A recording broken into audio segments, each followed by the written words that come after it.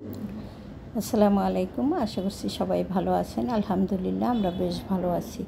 নতুন আরও একটি ভিডিও নিয়ে আসলাম। আশা করছি শুরু থেকে শেষ পর্যন্ত দেখবেন, ভালো লাগবে। ভালো লাগলে লাইক, কমেন্ট, শেয়ার করে দিবেন। সেই সাথে সাবস্ক্রাইব করে আমার পাশে থাকবেন।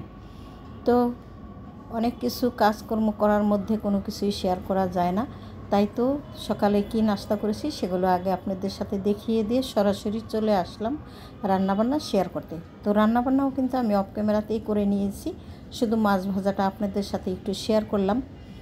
কারণ বাসা একেবারে উল্টাপাল্টা করে ফেলেছি, মনে হয় যেন বাসা বুঝি নতুন করে চেঞ্জ করলাম, কিন্তু আসলে না। সমস্ত ফার্নিচারগুলো একটু এদিক সেদিক করা হয়েছে, আর বাসা হচ্ছে একেবারে আউলা ঝাউলা। তো এই আউলা ঝাউলা জিনিসগুলো কিন্তু আমি আপনাদের সাথে শেয়ার করতে পারি না, কারণ মোটামুটিভাবে এই গোছ গাছের কাজকর্মগুলো কিন্তু আমাকে করতে হয়। আর আমি যে কাজকর্ম করব, আমার ভিডিও ধরব, এরকম কেউ কিন্তু আমার নাই। আর প্রত্যেক মুহূর্তে যেহেতু আমাকে নিজেকেই কাজ করতে হয়, আমার সাথে সবাই করে, কিন্তু কেউ ওইভাবে কাজ সুন্দর পরিপাটি করে করতেও পারবে না, আর তাদের ভরসায় আমি থাকতেও পারবো না। যেহেতু আমি কাজ করি, তো সেই হিসাবে আমি কিন্তু ভিডিও করতে পারছি না। তো ছোট্ট একটি ভিডিও আপনাদের সাথে শেয়ার করলাম, যাতে করে আমার চ্যানেলটা আপনারা দেখতে পারেন এবং আপনাদের কাছে আমি রেগুলারলি থাকতে পারি, সে কারণেই আর কি। তো যখন আর কি বাসাটা একটু গুছগাছ করে নিব, তখন পুরো বাসাটা কেমন হলো আপনাদের সাথে একটু শেয়ারও করব। তো এই মুহূর্তে পারছি না, ছোটোখাটো একটি ভিডিও দিয়ে আপনাদের মানে কাছে থেকে গেলাম। তো যদি আমার এই কাজকর্মগুলো আপনাদের ভালো লাগে, আমাকে লাইক করবেন, শেয়ার করবেন, সাবস্ক্রাইব করে আমার পাশে থাকবেন, কমেন্টস করে জানাবেন ছোট্ট ভিডিওটি কেমন হলো আমার। আর এই ছিল দুপুরের খাবার দাবার, রান্নাবান্নাও ওইভাবে করতে পারছি না, তবে কেমন এলোমেলো আপনাদের সাথে একটুখানি শেয়ার করি।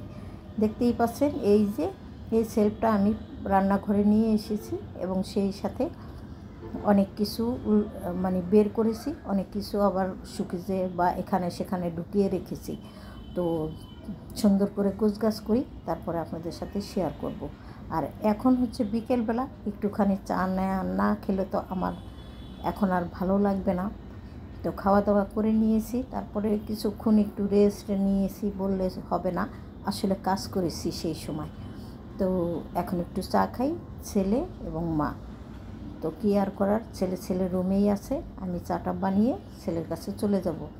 তারপরে কিন্তু আমি আবার নতুন করে সুন্দর করে কাজকর্ম শুরু করব। কারণ হচ্ছে এইভাবে কাজ করার একটা মানি আছে, এই মানিটা আপনাদের সাথে পরেই শেয়ার করব। আসলে একটু গোপনে রাখতে চাই, গোপন কোনো জিনিসই আসলে সুন্দর হয় না। তো সে কারণে কিন্তু ভিডিওর কথাবার্তাগুলো একটু অসুন্দরী হইল আমার মনে হয়। তো সবাই ক্ষমা সুন্দর দৃষ্টিতে দেখবেন। আর বিশেষ করে আমার ছোট ভিডিওটি দেখে সবাই কমেন্টস করে জানাবেন আমাকে কেমন হলো। আপনাদের কাছ থেকে বিদায় নিব আমি চা খেতে খেতে। চেয়েছিলাম মা ছেলে একসাথে বসে এক জায়গায় বসেই খাবো, কিন্তু ছেলে বললো যে না, আমার রুমে দিয়ে যাও। তো ছোট্ট একটা ফ্রিজ এনে ছেলেকে আবার আলাদা করে দিয়ে আসলাম।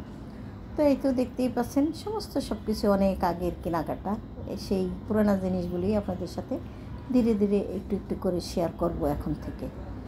যাই হোক, সবাই দেখেন, আশা করছি ভালো লাগবে। আর আগামীকালকে হয়তো একটু বড় ভিডিও শেয়ার করার চেষ্টা করব। তো আমার ভিডিও তো ওইভাবে আসলে কেউ এখনও পর্যন্ত দেখেন না। যাক, আল্লাহ হাফেজ।